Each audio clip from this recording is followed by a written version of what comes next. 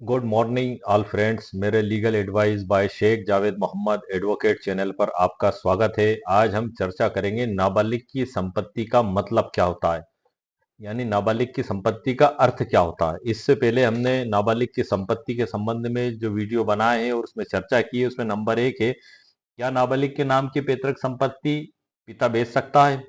पैतृक संपत्ति, सर आप ये ध्यान रखना, एक सुअर्जी संपत्ति अलग होता है, पैतृक संपत्ति अलग होता है। पैतृक संपत्ति ये है जो नाबालिग को उसके पिता, उसके दादा और परदादा से प्राप्त हुई है। क्या वो विक्रय की जा सकती है? एक इसी टॉपिक पे वीडियो मेरे चैनल पर अपलोड किया जा चुका है, आप उसको देख सकते हैं। इसके बाद यदि पिता के द्वारा कोई संपत्ति खरीदी जाती है और वो नाबालिग के नाम या उस बेटे या बेटी के नाम रजिस्ट्री करवा दी जाती है, तो क्या वो संपत्ति बेची जा सकती है? ये पिता के द्वारा खुद खरीदी गई है, ये पैतृक संपत्ति नहीं है। इस टॉपिक पर भी मेरे चैनल पर वीडियो अपलोड है, जो आप देख सकते हैं। मैंने पहले वीडियो अपलोड किया है। और बालिग होने पर नाबालिग की बेची संपत्ति शून्य कैसे करें? कई बार ऐसा भी होता है कि धोखाधड़ी से जो है कि न्यायालय को गुमराह करके अनुमति ले ली जाती है और नाबालिग के हितों के विपरीत उस संपत्ति को बेचा जाता है और विक्रय में भी अनियमितता होती है उसमें कई प्रकार की। तो ऐसी जो विक्रय की गई है संपत्ति, उसको नाबालिग जब बालिग हो तब उसको शून्य कैसे करा सकता है, किन ग्राउंड्स पे करा सकता है, इस पे भी मेरे द्वारा एक वीडियो बना दिया गया है जो मेरे चैनल पर अपलोडेड है, आप उसको भी देख सकते हैं। और आज का जो हमारा वीडियो है, नाबालिग की संपत्ति का मतलब क्या है, आपको एक बात की और जानकारी दे दूं कि ये जो 4 वीडियो बताए मैंने आपको, और इसके अलावा भी कुछ और वीडियो में इसी टॉपिक पे बनाऊंगा, इन सभी की ई बुक मेरे द्वारा एक ही बनाई गई है और उसी ई बुक के अंदर से मैं आपको आगे की जानकारी दूंगा। और इस ई बुक की लिंक में इस वीडियो के नीचे डिस्क्रिप्शन बॉक्स में कॉपी पेस्ट कर दूंगा। वो आसमानी रंग की दिखाई देगी ई बुक, और उसके आगे आसमानी रंग की दिखाई देगी। जब आप उस पर क्लिक करेंगे तो आप अमेजोन की साइट पर पहुंच जाएंगे। वहां पे 99 रुपीज कीमत मेरे द्वारा इसकी रखी गई है। यदि आपको आवश्यकता महसूस होती है तो आप इसको वहां से परचेस कर सकते हैं। इसमें मैंने नाबालिग के संबंध में पूरी डिटेल, पूरे कानून और किस प्रकार से संपत्ति शून्य की जा सकती है, बेची जा सकती है, और उसकी ड्राफ्ट आवेदन की, वो सभी मैंने इसमें तैयार करके रखी हैं। तो आइए सर, मैं आपको आगे की जानकारी देता हूं जो आज के हमारे वीडियो का टॉपिक है। प्रारंभ करने से पहले मैं आपको ई बुक से परिचित करा देता हूं जो अमेजोन पर दिखाई देगी। अमेजोन पे सिर्फ 2 पेज दिखाई देंगे आपको, पूरी बुक अमेजोन वाले आपको नहीं दिखाई देते हैं, नहीं दिखाएंगे। जब आप 99 रुपीज कीमत उनको अदा करेंगे, उसके बाद ही पूरी ई बुक आपको वहां पर देखने को मिलेगी।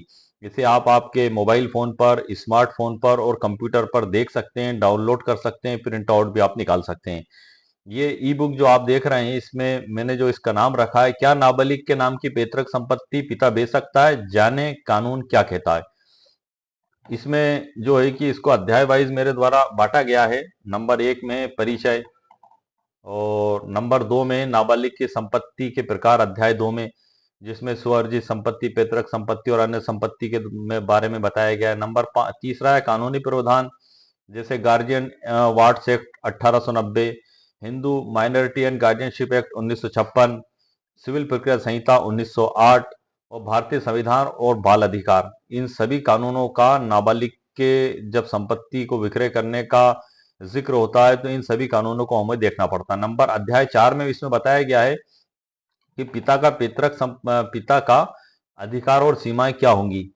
इसी प्रकार 5वें में पैतृक संपत्ति का विशेष मामला, नाबालिग के अधिकार और संरक्षण, और अध्याय 7 में संपत्ति विक्रय की शर्तें, अध्याय 8 में निष्कर्ष और सुझाव, और अध्याय 1 जो हमारा आज के वीडियो का टॉपिक है कि नाबालिग की संपत्ति का क्या अर्थ होता है, यह हमारा आज का वीडियो का टॉपिक है।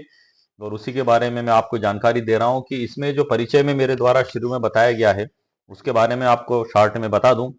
नाबालिग की संपत्ति और उसके प्रबंधन से जुड़े कानूनी प्रावधान जो होते हैं, भारत में एक बड़ा ही महत्वपूर्ण विषय है। क्योंकि नाबालिग तो सर 18 साल से कम उम्र का होता है, उसमें इतनी समझ नहीं होती है। तो यदि ये कानून नहीं बनाए जाते तो कोई भी व्यक्ति उनकी संपत्तियों को बेच के वो रुपया धोखाधड़ी से हड़प लेता और नाबालिग पूरा जीवन परेशानी में गुजारता। इसलिए उसकी संपत्ति की सुरक्षा के लिए ही ये कानून बनाए गए हैं।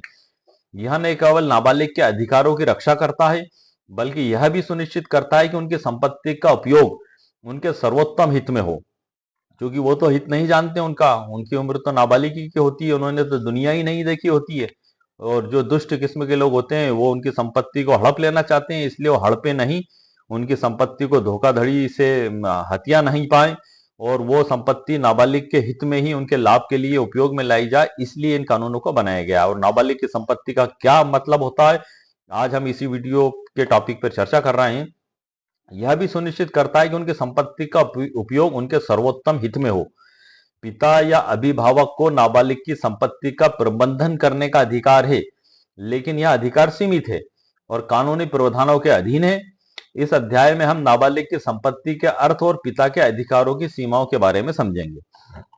अब जो हमारा नाबालिग की संपत्ति का क्या अर्थ है सर, जो सबसे महत्वपूर्ण बात है, तो भारतीय कानून के तहत नाबालिग वह व्यक्ति है जिसकी आयु 18 वर्ष से कम है। सबसे पहले तो नाबालिग की स्थिति आपके सामने क्लियर हो गई कि जो 18 वर्ष से कम का है उसको नाबालिग माना जाएगा।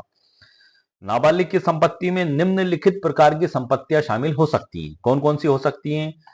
नंबर 1, स्ववर्जित संपत्ति, जैसे कि उदाहरण के तौर पे नाबालिग को उपहार, वसीयत या अन्य माध्यमों से प्राप्त संपत्ति, ये उसकी स्व अर्जित संपत्ति मानी जाएगी। सेल्फ एक्वायर्ड प्रॉपर्टी इसको बोलते हैं।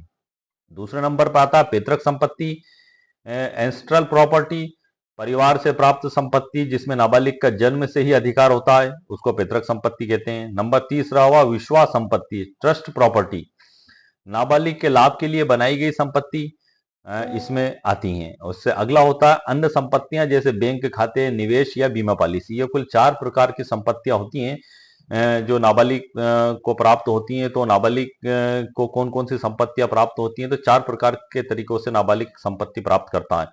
नाबालिग की संपत्ति का मुख्य उद्देश्य उनकी शिक्षा, भरण पोषण और समग्र विकास के लिए उपयोग करना होता है, कि उसकी जो संपत्ति नाबालिग की है वो उसी की शिक्षा, भरण पोषण और विकास में उपयोग में लाई जाए। इसमें पिता का नाबालिग की संपत्ति पर क्या अधिकार होगा, इस बारे में भी हम चर्चा कर लेते हैं सर। यह भी बड़ी महत्वपूर्ण बात है कि पिता का नाबालिग की संपत्ति पर अधिकार क्या होगा। भारतीय कानून के तहत पिता को नाबालिग का प्राकृतिक अभिभावक माना जाता है। पिता का अधिकार संपत्ति पर निम्नलिखित शर्तों के साथ होता है। कौन सी शर्तें? नंबर 1 शर्त है सर उसमें प्रबंधन का अधिकार, जिसको हम मैनेजमेंट का अधिकार भी कहते हैं। पिता को नाबालिग की संपत्ति का प्रबंधन करने का अधिकार है, लेकिन वह अधिकार स्वतंत्र नहीं है। अधिकार तो है लेकिन सीमाओं के तहत है। क्या सीमा है वो? संपत्ति का उपयोग केवल नाबालिग के लाभ के लिए ही किया जा सकता है। नंबर 1 चीज हो गई। नंबर दूसरे में आता है विक्रय का अधिकार। पिता नाबालिग की संपत्ति को बिना न्यायालय की अनुमति के नहीं बेच सकता। जिला न्यायालय से उसको अनुमति प्राप्त करना होगी। जिला न्यायालय में आवेदन देना होगा, आवेदन के साथ उसको प्रमाण पत्र लगाना होगा, आधार कार्ड लगाना होंगे, और जो नाबालिग है उसकी नाबालिगता का जन्म प्रमाण पत्र देना होगा, और गार्जियन है तो उनको अपने सारे ID proof, mobile number, email ID ये सभी देना होंगे। इसी टॉपिक पे मैं एक नेक्स्ट वीडियो बनाऊंगा जिसके अंदर मैं पूरे आवेदन की ड्राफ्ट और उसके साथ क्या क्या डॉक्यूमेंट्स संलग्न किए जाएंगे उसकी पूरी डिटेल जानकारी आपको प्रदान करूंगा। वर्तमान वीडियो जो हमारा है नाबालिग की संपत्ति का क्या मतलब होता है उसी पे हम चर्चा कर रहे हैं। जो मैंने आपको बता दी कि 4 प्रकार की संपत्ति होती हैं, और उसी में मैं आगे बता रहा हूँ सीमाएं और प्रतिबंध इसमें जो बताए गए हैं। यदि संपत्ति का विक्रय नाबालिग के हित में है तो न्यायालय से अनुमति लेना अनिवार्य है। अहित में है तो सवाल ही नहीं उठता सर, ना तो न्यायालय अनुमति देगा और ना ही कोई बेच सकता है। सवाल तो तब उठता है जब उसके हित में आवश्यकता है, तब आप न्यायालय को, जिला न्यायालय को वो सभी स्थितियां बताएंगे जो है कि कलेक्टर महोदय को, और उसके बाद फिर उनकी अनुमति का आवेदन पेश करेंगे। वो पूरे गुण दोषों के आधार पर विचार करेंगे। हलफनामे भी आपको लगाना होंगे, शपथ पत्र भी, और गवाहों के भी शपथ पत्र, ताकि वो पूरे तरीके से सेटिस्फाइड हो जाएं कि हाँ ये नाबालिग के हित के लिए ही बेची जा रही है। हम आगे बढ़ते हैं सर। इसमें सीमाएं और प्रतिबंध। नाबालिग की संपत्ति को बेचने, गिरवी रखने या किसी अन्य प्रकार के हस्तांतरित करने के लिए न्यायालय की अनुमति आवश्यक होती है। यदि न्यायालय की अनुमति के बगैर आपने किसी भी तरीके से कोई अंतरण किया तो अंतरण अवैध होगा, विधि विरुद्ध होगा, और वो अंतरण शून्य माना जाएगा। बिना अनुमति के किए गए कार्य अवैध माने जाएंगे, और नाबालिग बालिग होने के बाद इन्हें चुनौती दे सकता है। जैसे कि मैंने मेरा एक पिछला वीडियो बनाया था कि बालिग होने पर नाबालिग की बेची संपत्ति शून्य कैसे करें। इसमें मैंने पूरी डिटेल जानकारी दी है कि जब नाबालिग व्यक्ति बालिग हो जाता है 18 साल का, तब वो उसके द्वारा जो पहले उसकी नाबालिग अवस्था में उसकी संपत्ति बेच दी गई है उसको शून्य कैसे कराए। उसमें कुछ आधार भी बताए मैंने वीडियो में, जैसे कि धोखाधड़ी से न्यायालय की सहमति ली गई हो, विक्रय में अनियमितता हो, ये कुछ ऐसे आधार हैं। दो और एक और आधार भी, उसमें 3 आधार मैंने कुल बताए हैं। फ्रॉड धोखाधड़ी के तहत उसको बेच दिया गया हो। हाँ, सबसे महत्वपूर्ण कि उसके हित के विपरीत हो, मतलब वो जो बेचा गया पैसा था वो उसके हित में न लगाते हुए, भरण पोषण शिक्षा विकास में न लगाते हुए किसी अन्य उपयोग में लगा दिया गया हो, बेचने वालों के द्वारा सुम उपयोग कर लिया गया हो। तो यदि वो बात अदालत में साबित कर देता है तो वो संपत्ति, वो रजिस्ट्री शून्य घोषित की जा सकती है। हम आगे बढ़ते हैं सर, कि इस प्रकार जो है कि नाबालिग की संपत्ति पर पिता का अधिकार प्रबंधन तक सीमित है और ये सुनिश्चित करना आवश्यक है कि संपत्ति का उपयोग नाबालिग के हित में हो। अगले नाबालिग की संपत्ति के प्रकार। आज का जो हमारा वीडियो है, उस वीडियो का जो मुख्य टॉपिक था कि नाबालिग की संपत्ति का क्या अर्थ होता है, तो स्व अर्जित संपत्ति, पैतृक संपत्ति, विश्वास संपत्ति और अन्य संपत्ति, ये 4 प्रकार की संपत्ति नाबालिग की संपत्ति मानी गई हैं, जो इन तरीकों से प्राप्त कर सकता है, जो मैंने आपको वीडियो में बताया है। और इसी प्रकार से नाबालिग की संपत्ति के प्रकार क्या होंगे, ये स्व अर्जित संपत्ति, पैतृक संपत्ति और अन्य संपत्ति, जो मैंने अभी आपको ऊपर बताया था। और इसी बुक में आगे भी इसी बारे में जानकारी डिटेल के साथ दी गई है और कानून के तहत दी गई है। तो इसके संबंध में मैं सर आपको नेक्स्ट वीडियो इसी के संबंध में अपलोड करूंगा, जिसमें आपको पूरी डिटेल जानकारी प्रदान करूंगा। तो आज का जो हमारा वीडियो का मुख्य टॉपिक था कि नाबालिग संपत्ति का क्या अर्थ होता है। तो मैं सर आपको एक बात की जानकारी और बता देना चाहता हूं कि भारतीय वयस्कता अधिनियम 1875 की धारा 3 में जो बालिग होने की आयु निर्धारित की गई है वो 18 वर्ष है।